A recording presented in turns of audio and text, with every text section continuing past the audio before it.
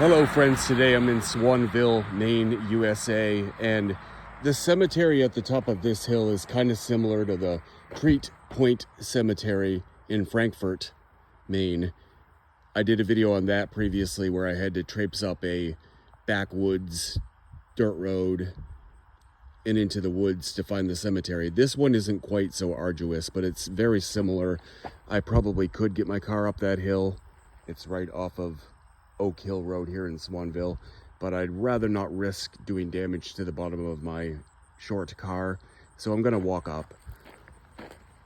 I did walk up here once last year and added what I could to find a grave. This is an old family cemetery way at the top of this hill. And Seekins is spelled in two different ways up here, both the old spelling and the modern spelling. So it's kind of interesting. There are a lot of burials up here where sometimes it's just a field stone like that as the marker and nothing else. No names, no dates. And some of the burials are just unmarked. They never had a stone. And then some are just deteriorated over time, so there's nothing left.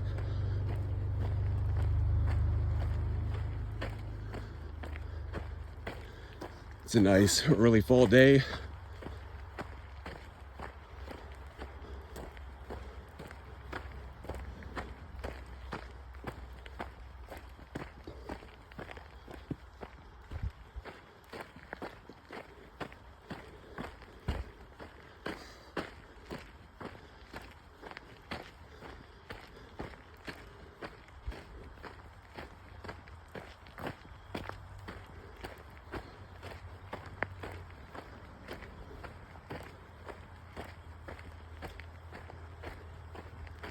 Getting to the top of the hill now.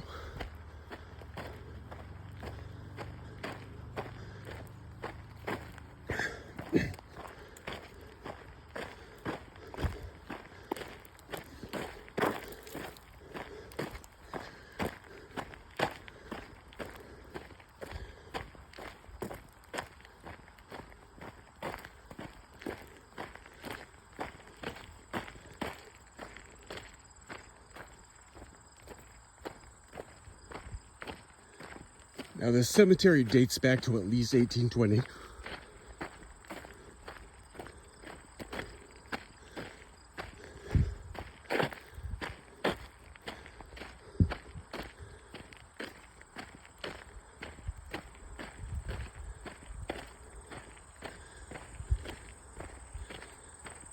And we can see the modern sign here. It has the swans on it for Swanville, and this of course is the modern spelling of Seekins. What I really like about this old cemetery is the fieldstone wall. It encompasses the entire cemetery, and like I said, this dates back at least 205 years, possibly longer. Nice little rock flower garden.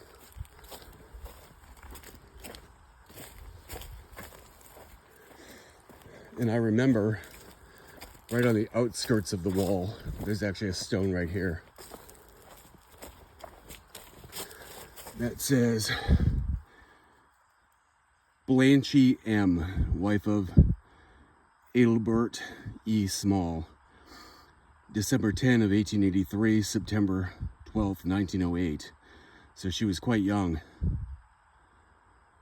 about 25 years old. Again, a more modern burial right outside the entrance here to the cemetery.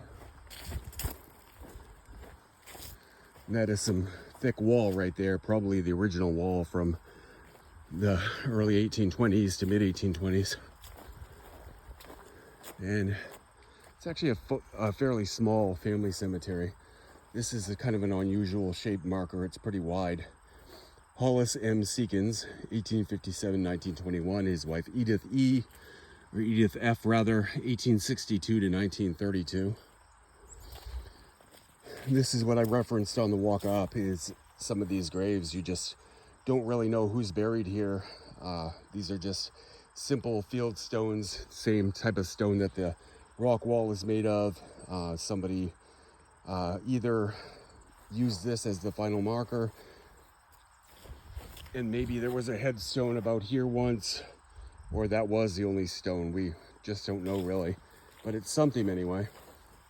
Here's some more simple field stone markers, and then you have a family obelisk here with the old spelling of Seekins, Seekens rather than Seekins.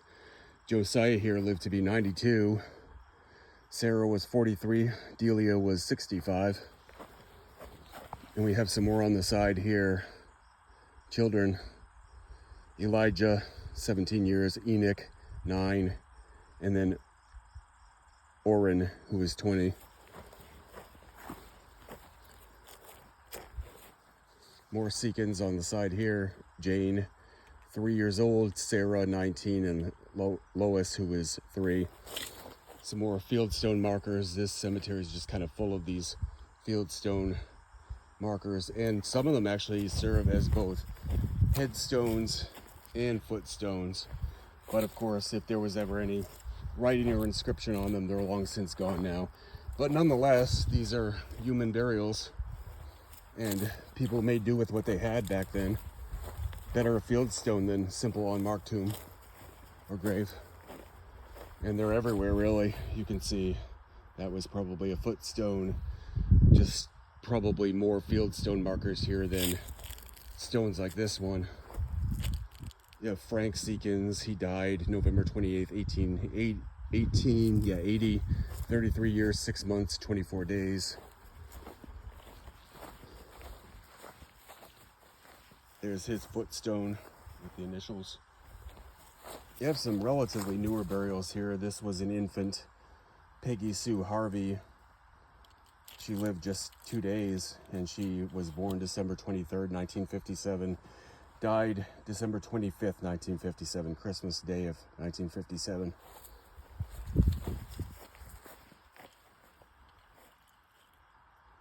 You have Lena Curtis, who died May 16, 1905, only 20 years and 10 months. And then her son, Lawrence, says son of Fred and Lena Curtis.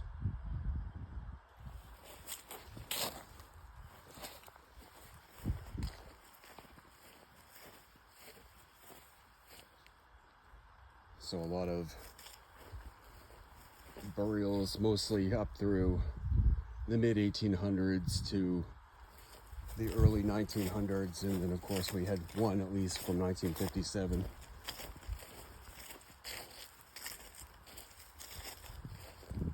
Some more Seekins burials. These are 1882, 1874, 1891, complete with their respective footstones behind them there too.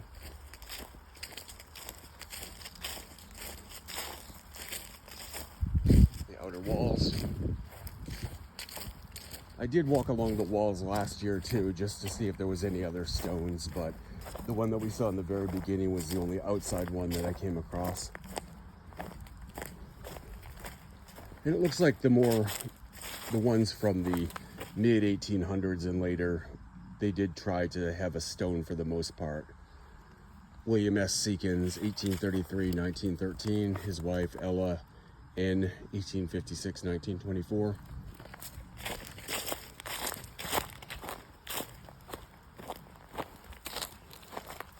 This one is sort of all by itself as a more traditional headstone among a bunch of other fieldstones here.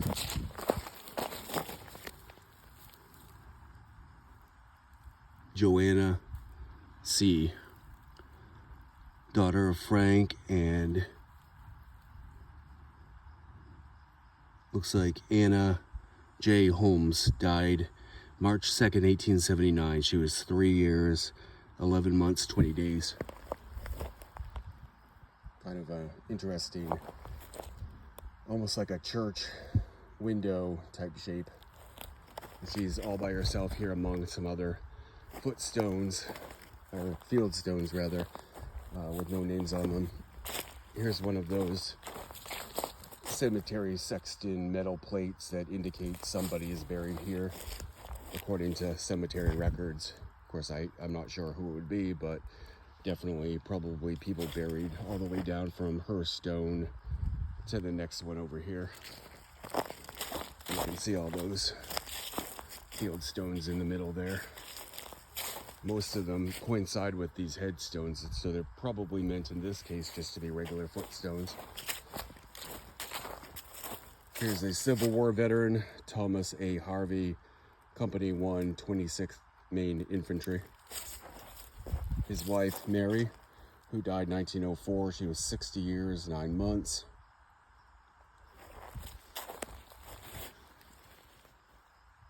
This is their boy, Jeremiah. He was 11 years, 29 days. Looks like he might have died 1870. Same shape headstone that we just saw for that little girl over there.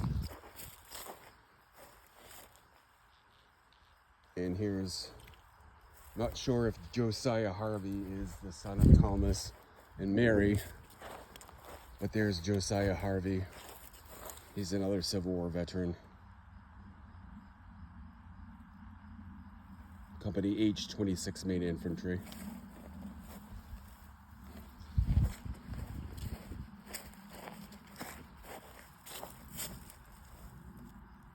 Or maybe it was Company 1, maybe they served together. So, if he died 1841, he was 43, he would have been born about 1798. Oh, I'm sorry, that says 1871 rather.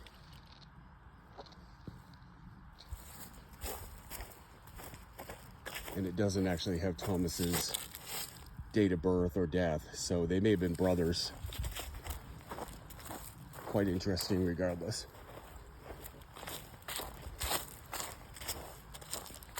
Some more of those plates.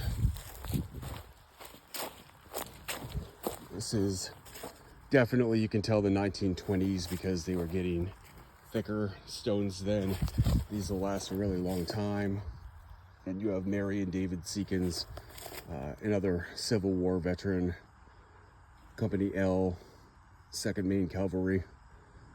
He lived 1843 to 1923, so about 80, 79 or 80. And he would have been a really young man when he served in the Civil War. He would have been in his, just around 20 years old. Looks like he might have had a second wife too, Adelia. It says Adelia E., wife of David E. Seekins. Died May 1st, 1881, 38 years, 11 months. Some more children's graves. These are David's various children with his 2 wives. You have Eunice, daughter of David and Adelia Seekins. She died March 16, 1865, it looks like. Last year of the Civil War. 1 year, 5 months, 23 days. Infant son of David and Mary Seekins. Looks like August 2nd, 1887.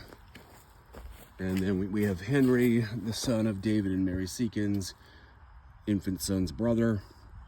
Died September 17, maybe September 1st. It is harder to read. 1889, age 8 months, 24 days.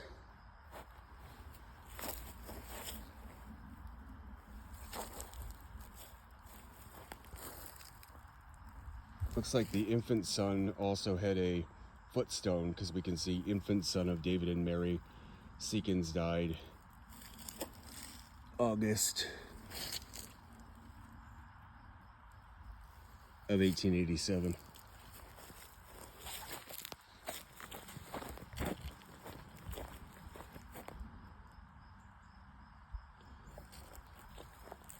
Here are 2 infant daughters of Isaac B. Seekins. You have Isa and Inez.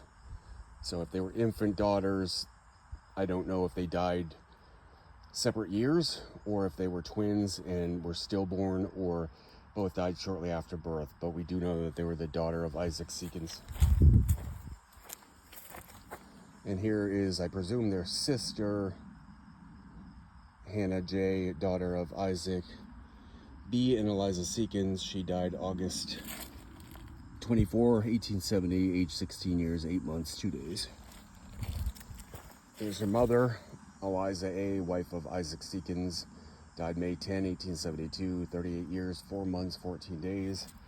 Isaac himself, he lived 1828 to 1904, 76.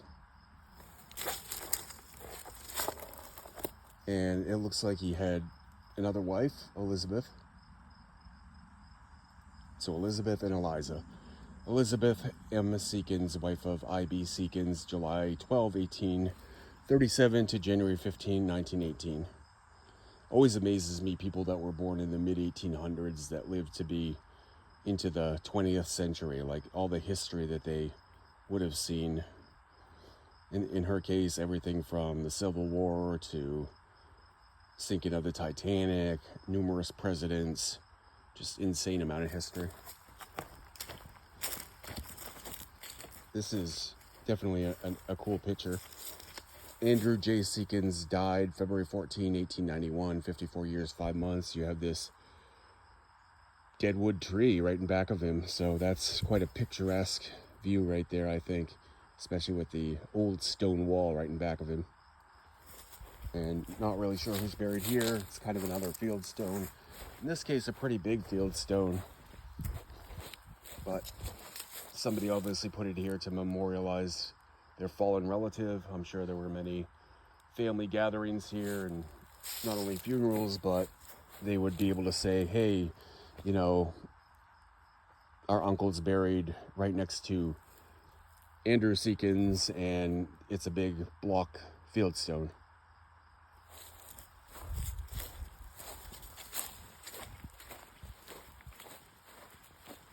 This is an interesting design right here. It says Sally, wife of Josiah Seekins, former wife of H. Peavy, died August 25th, 1871. I can't tell the exact age. It says, I see a 9, but there's a crack where the other number would be. But it's got this hand kind of pointing up to heaven, which was a design of that era around the 1870s. 1871 was this burial. And then you have her husband, Josiah.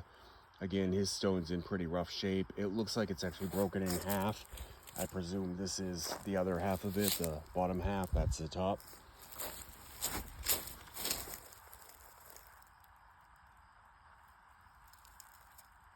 Got an inscription there. I can't read it all.